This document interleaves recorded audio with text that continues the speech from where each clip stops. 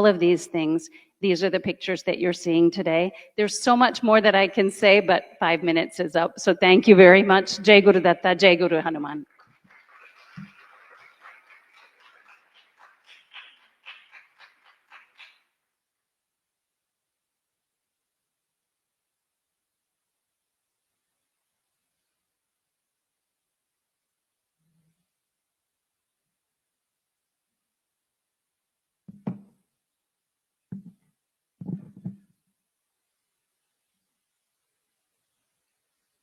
Can we get the slides up? Oh, yes, that's fine. Thank you. Hare Krishna, Namaste. My heartfelt gratitude to all the organizers of this Mahakumbh of Sanatan traditions, where so many of you dedicated leaders have gathered to reflect and share and strengthen the Dharma on this continent. I represent the International Society for Krishna Consciousness, ISKCON. But today, I speak as a humble member of the broader Hindu family, all of you, all of us, where our temples, our murtis, our festivals, and traditions form the spiritual lifeline for millions of families living in the diaspora. As the saying goes, home is where the heart is. But for us, home is where the murti is. So for us who are living far from the sacred land of Bharat, murti is not just a symbol. It is sakshat, the living presence of the divine in our homes, in our temples. The murti is where the infinite becomes intimate, where philosophy becomes personal, and where family life, our family life, is centered on dharma. In America, where children grow up surrounded by competing worldviews, the murti provides them a visual, experiential, and emotional connection with the Supreme. And when a family bows before the murti, offers a lamp, or sings kirtan together, they create a shared spiritual memory, an inheritance of faith that binds generations together.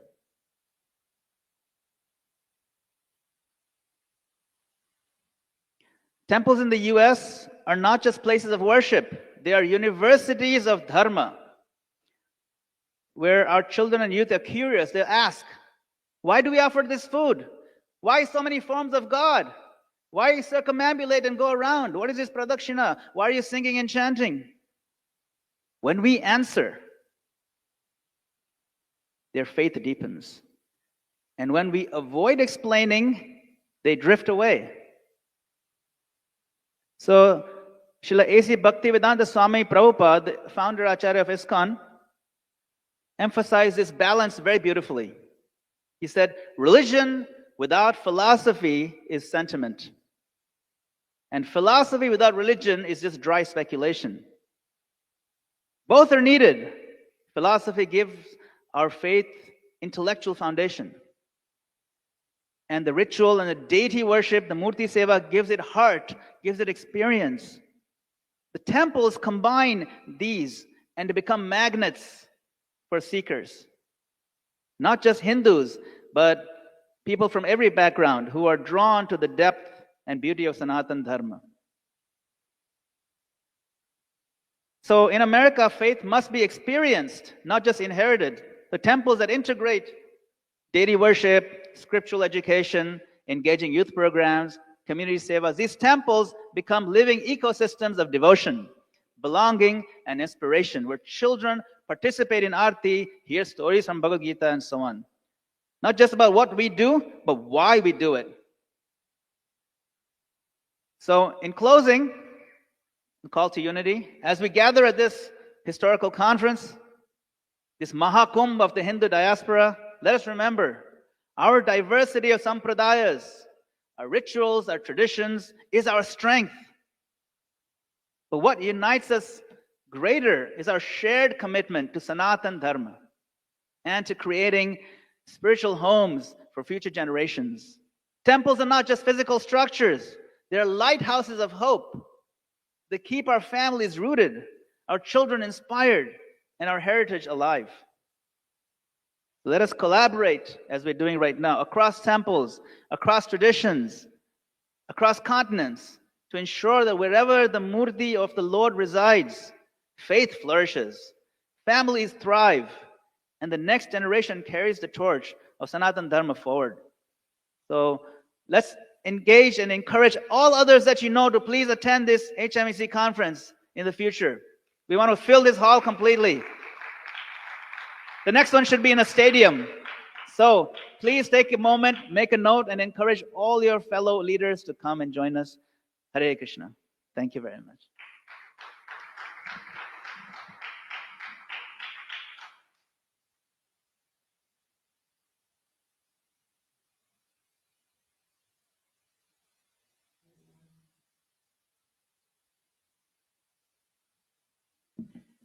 Jai Swaminarayan, everyone.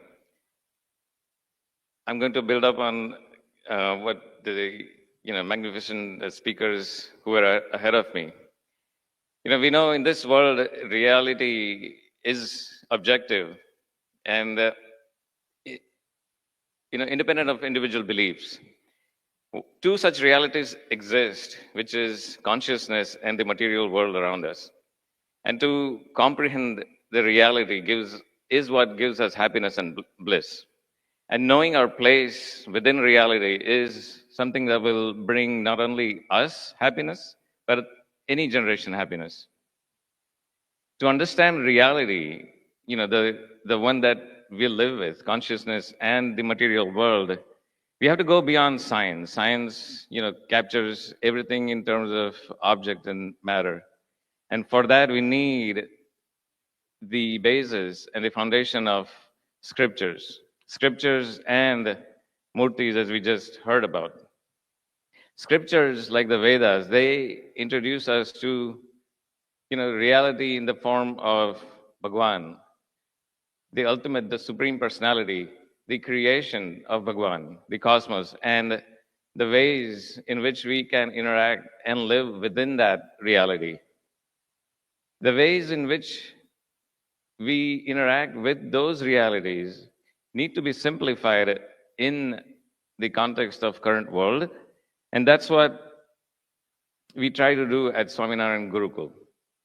One of the principles of Sri Swaminarayan Gurukul and our founder, Sri Dharmadevas Ji Swami, Shastriji Maharaj, was Pravartaniya Sadvidya Bhuvi Yat Sukrutam Mahat. We heard about, 7,000 kids memorizing the Bhagavad Gita and Murti Puja as propagated by Sri Bhaktivedanta Swami, Prabhupada Swami, right? Those values and those principles is something that Shastriji Maharaj envisioned to be inculcated in kids from an early age.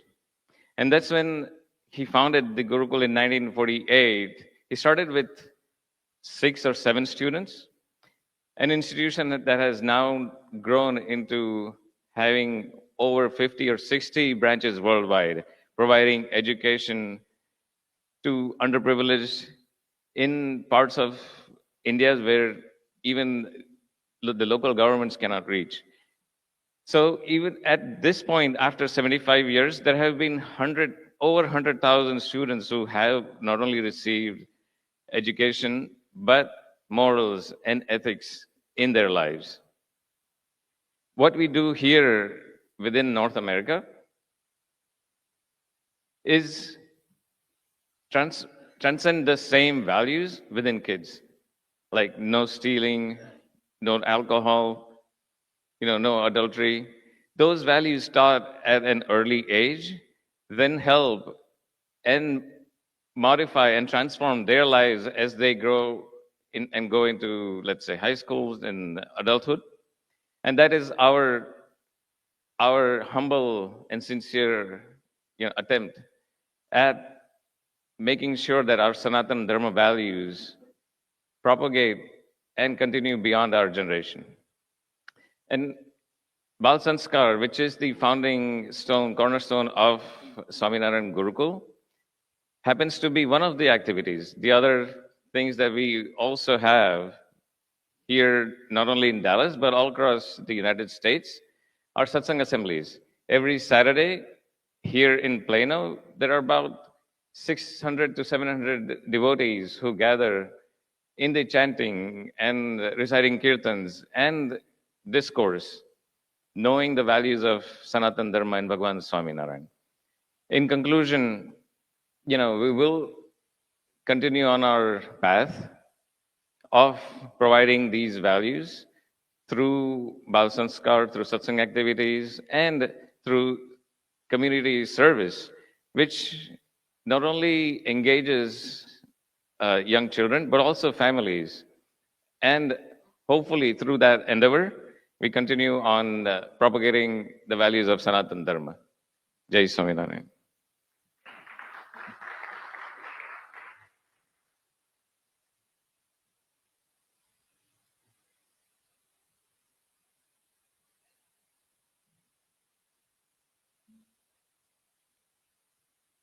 Radhe Radhe, Namaste, and good morning to everyone.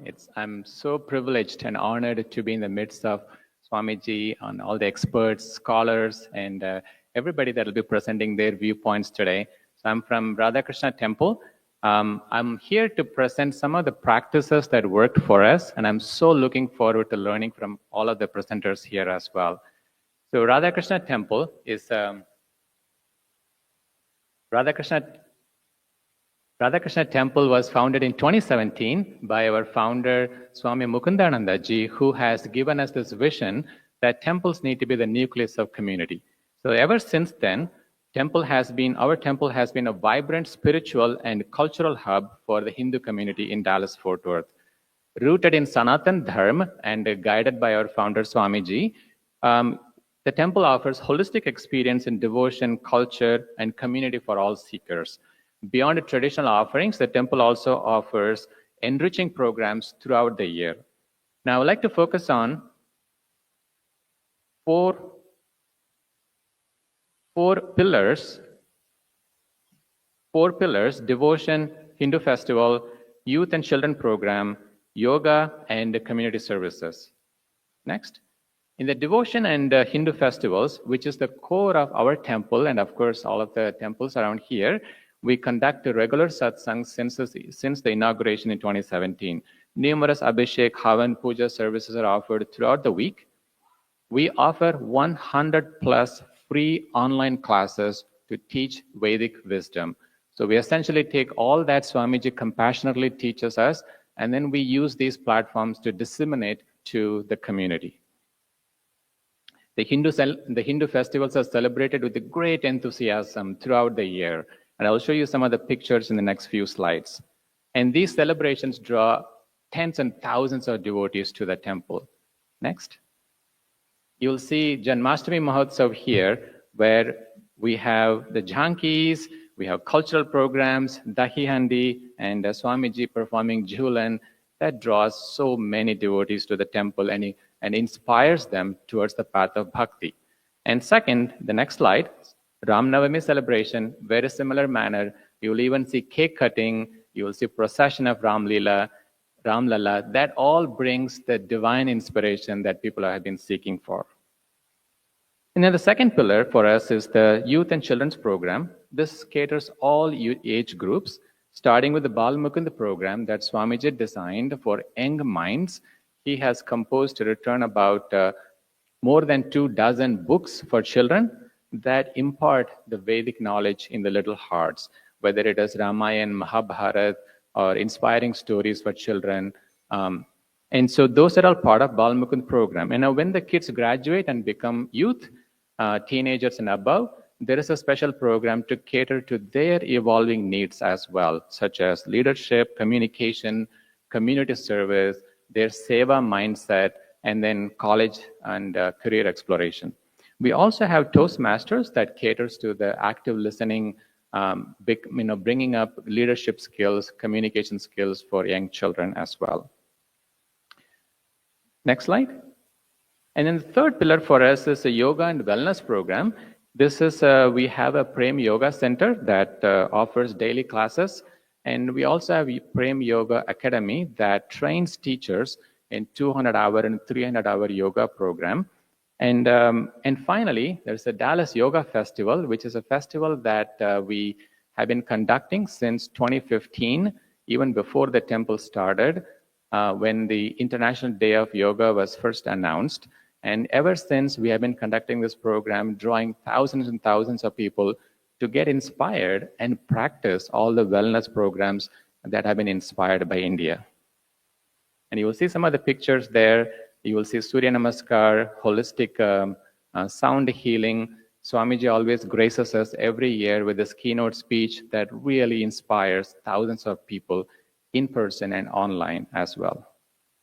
And finally, we have community services. We partner with several local organizations, including Allen Community Outreach, Allen Police Fire Department, North Texas Food Bank.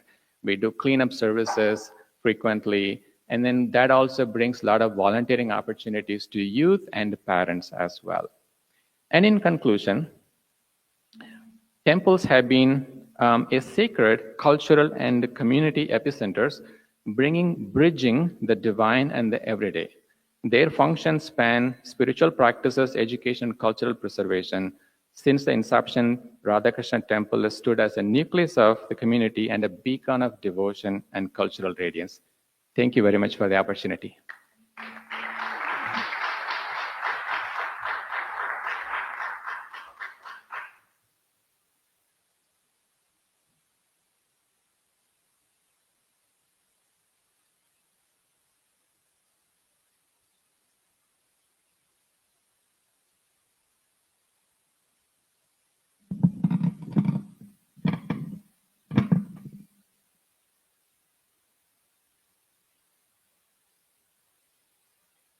Om Shanti, Om Shanti, Om Shanti, and good morning to all of our respected guests here, our brothers and sisters. Many, many congratulations to those who shared in their presentation last night and also now. I'm so glad that how much everyone is making effort with a lot of love. And so many, many congratulations, and we'll continue to hear more in these 2 days.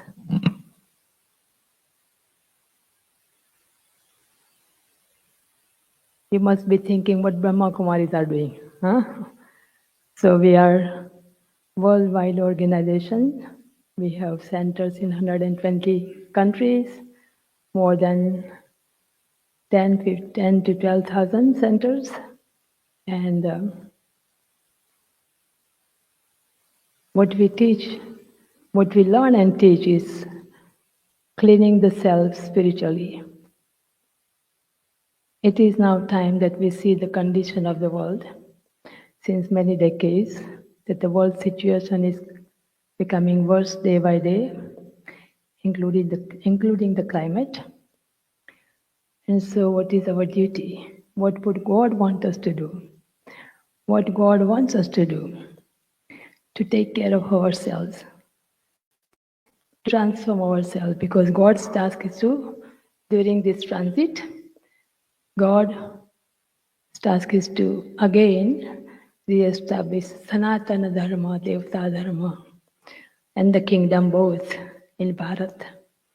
Bharat being spiritual land or spiritual country, but land originally Bharat Khanda has spread the fragrance, all these temples, and the proof we are so dedicated to seva. And our seva is to teach the original ancient culture of Bharat. And how our ancestors, deities, Radha Krishna, Lakshmi and Rama Sita, and their kingdom taught us a lot, and we share with others how the divinity, how the divine world and divine kingdom was ruled in Bharat, and how to become again the masters of the land of Bharat. We all know that the souls go through the stages, elements go through the stages Sattva Pradhan, Rajo Pradhan and Tama Pradhan. When the souls, human souls and the world elements come to the stage of total Tama Pradhan, degraded, need to be reformed again. And with our spiritual endeavor, tapasya, with Gyan, yoga, inculcating divine virtues and doing service of the humanity, we again are going to bring the golden age of Bharat and how to transform the world.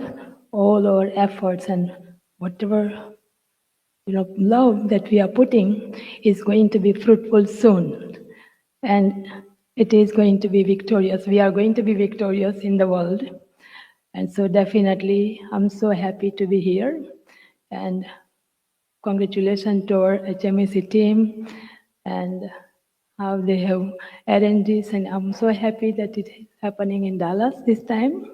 And my lots of good wishes and pure feelings to all of you for the future success of the service. We have centers everywhere. We have center and retreat place here in Dallas. I would like all of you to come and visit, stay a little longer and be with us and enjoy your trip. But whoever can come, please come and visit our center. It's not too far, 15 minutes far from here. So thank you all for coming and attending this. And I'm so happy to see all of you and Sister Vallabhaji and Tejal Benji and all the team.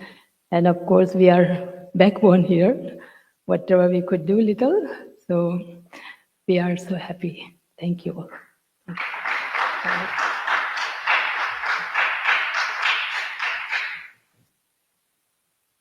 Thank you. So yesterday I heard that the Hitan said that the temple is a Wi-Fi for the ancient time, even Wi-Fi for modern time also.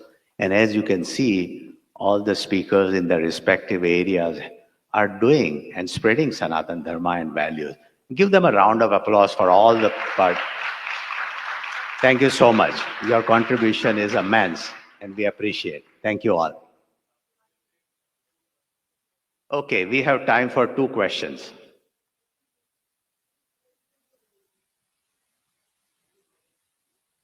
Not the comments or the essay.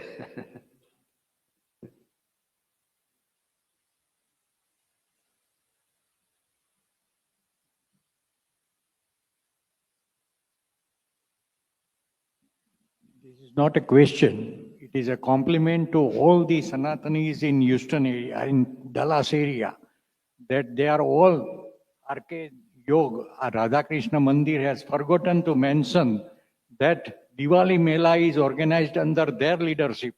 All the organizations are coming under their umbrella. So that is the biggest thing, and more than 80,000 people visit that Mela. So that's you must mention. Only one more question. Question only.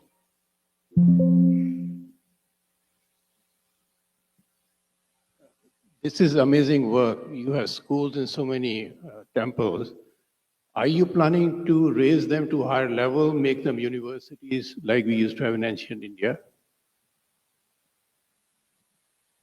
Anybody would like to answer? Can you repeat the question?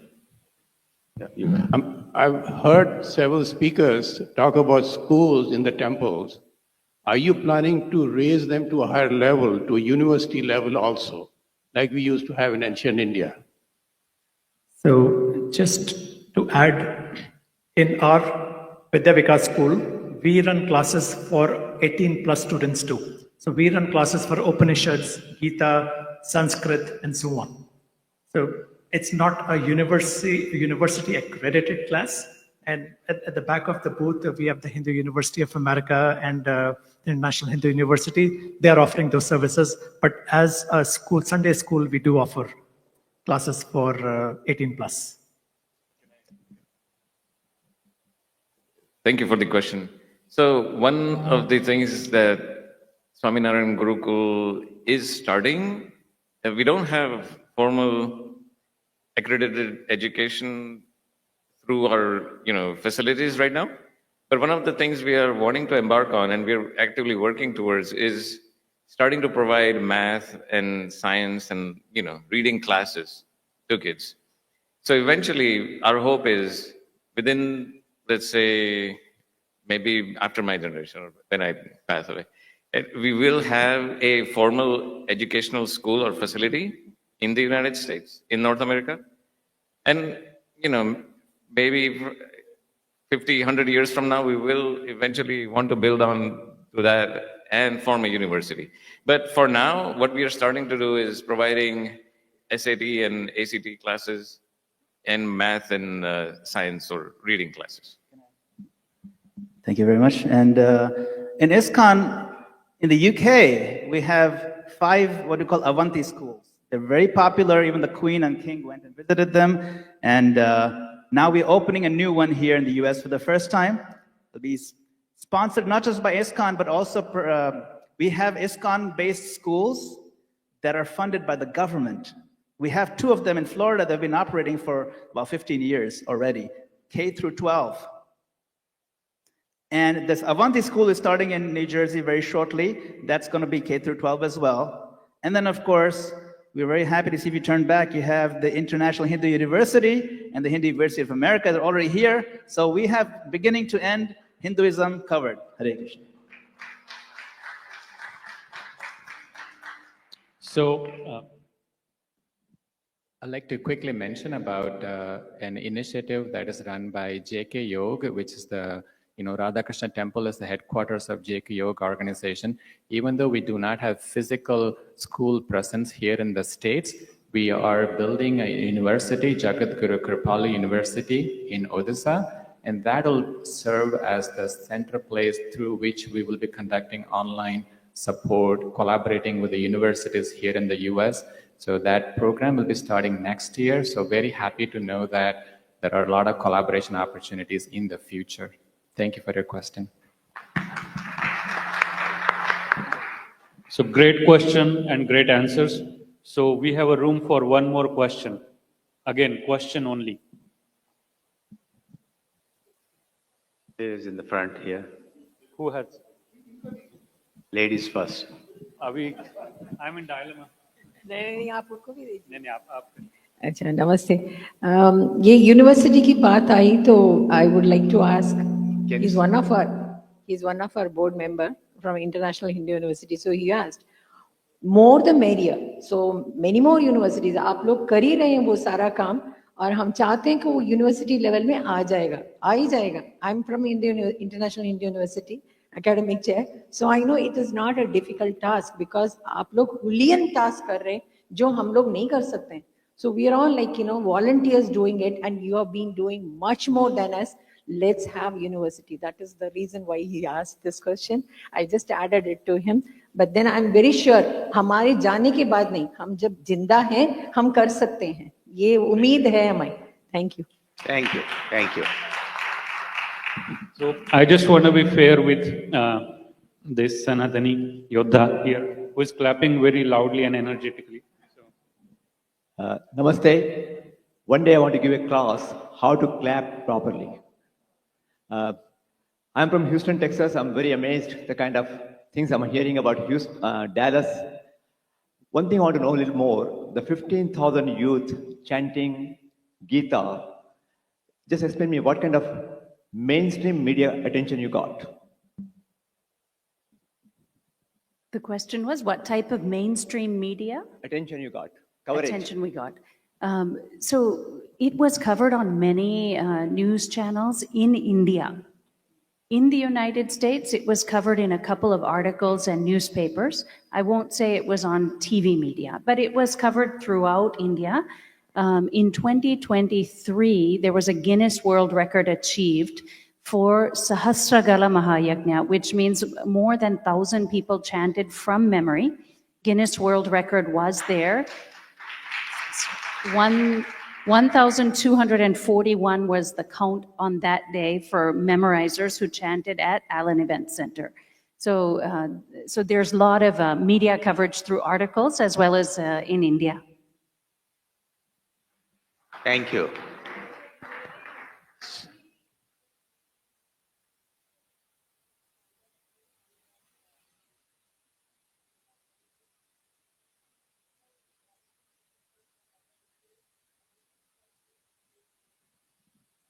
So Karyasiddhi Hanuman Temple is in Frisco, which is where the program started, in Dallas, okay? However, there are now, I'm checking my notes, we have 30 centers in the United States now, in many different states. So it is open to all. We even have a center here in Irving. The temple is not in Irving, but Bhagavad Gita teaching is happening in Irving as well as Frisco, as well as online, as well as in about 15 states in the United States with 30 centers. So it's available for everybody. The first year, when there were 18 children, honestly, they were mainly devotees of Sri Ganapati Satchidananda Swamiji. After that, the word spread, and so many people from all areas, all languages, all states heard that their neighbors' kids, their friends' kids memorized Bhagavad Gita, and now they want their children to do the same thing. So it is open for everybody. Registration always starts in August, and it's in August until May, with the final chanting happening in July. So it is open for everybody. Thank you. So, I'll just make one statement. The chanting itself by, such a big number of kids is a massive feat in itself. But think about the number of hours each kid had to put behind that. And in order to accomplish that, they had to stay away from video games, or they had to stay away from TV. And that is not going to be noticed anywhere. But that is a huge accomplishment on their part. And one more thing, the age range, the youngest child to ever memorize Bhagavad Gita, anybody knows how young? In this program, anybody know? 3. Ooh. And the eldest, anybody want to guess the eldest? 85. So I would say that nothing is impossible. And for that 3-year-old, kudos to that mom and dad, because there's no way. I know how many hours they spent. That little girl is in Frisco. She's in Dallas. Her parents spent countless hours. And Swamiji said very clearly that she began learning in the womb. And that's why she was able to do it at 3, because her mother learned when she was expecting that child. Thank you. I think this, go ahead. Just to add, our event MC, Mayuresh, was one of the students who chanted the Bhagavad Gita as part of those Guinness Book. So one more round of applause for their contribution and speech today. Thank you.